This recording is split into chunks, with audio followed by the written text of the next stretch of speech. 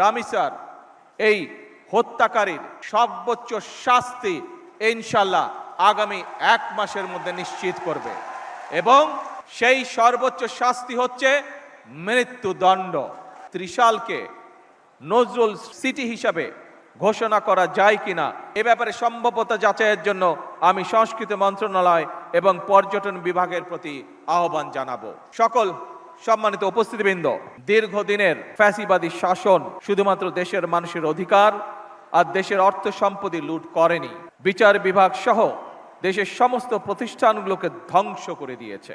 সবচেয়ে যেটি বড় ক্ষতি হয়েছে, বিশেষ করে বিতাড়িত ফ্যাসিবাদের সময় মানবতা, মানবিকতা এবং দেশের আবহমানকালের ধর্মীয় সামাজিক মূল্যবোধগুলোকে একেবারেই বিনষ্ট করে দেওয়া হয়েছে। ঢাকার মিরপুরে একটি নিষ্পাপ মেয়ের নির্মম মৃত্যুর মাধ্যমে মানুষের মানবিক মূল্যবোধের চূড়ান্ত অবক্ষয়ের চূড়ান্ত প্রমাণ মিলেছে।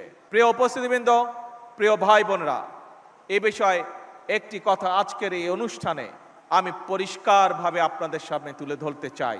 এই ধরনের শিশু নির্যাতন বা নারী নির্যাতন বর্তমান সরকার কোনোভাবেই মেনে নেবে না এবং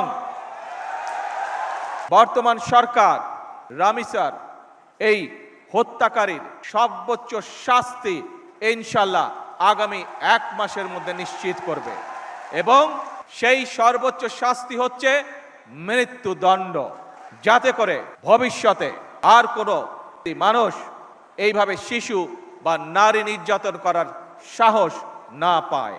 উপস্থিত সম্মানিত সকল উপস্থিতিবৃন্দ, একটি নিরাপদ মানবিক রাষ্ট্র এবং সমাজ প্রতিষ্ঠা করতে হলে আমাদেরকে আইনের শাসন প্রতিষ্ঠা করতেই হবে। রাজনৈতিক সংস্কৃতির পরিবর্তন ঘটাতে হবে। একই সঙ্গে আমাদের জাতীয় জীবনে পুনরায় বাংলাদেশের আবহমানকালের ধর্মীয়, সামাজিক, সাংস্কৃতিক মূল্যবোধের পুনর্জীবন ঘটাতে হবে।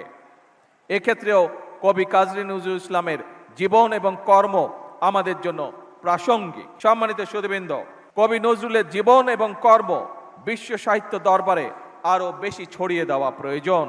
তার জীবনবোধ, তার জীবন দর্শন প্রজন্মের পর প্রজন্ম পৌঁছে দিতে হবে।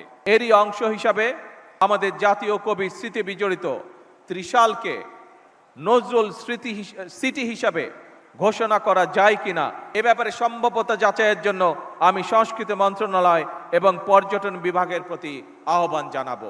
উপস্থিত সুধীবৃন্দ, উপস্থিত ভাই বোনেরা, বাংলাদেশ ও কাজী নজরুল ইসলাম এক অবিভাজ্য সত্তা। তিনি আমাদের জাতীয় সত্তার সার্থক প্রতিনিধি, আমাদের জাতীয় চেতনার প্রতীক, আমাদের জাতীয়তাবাদের প্রতীকী। জাতীয় কবির জন্মদিনে আমরা অন্যায়, অবিচার, ক্ষুধা, দারিদ্র ও বিপদের গ্লানি মুছে ফেলি। সবার আগে বাংলাদেশকে ধারণ করি। একটি সমৃদ্ধ, স্বনির্ভর, গণতান্ত্রিক বাংলাদেশের জন্য নিজেদের নিবেদিত করার প্রত্যয়ে আমি কবি নজরুল ইসলামের জন্ম জয়ন্তীর 3 দিনব্যাপী উৎসবের শুভ উদ্বোধন ঘোষণা করছি।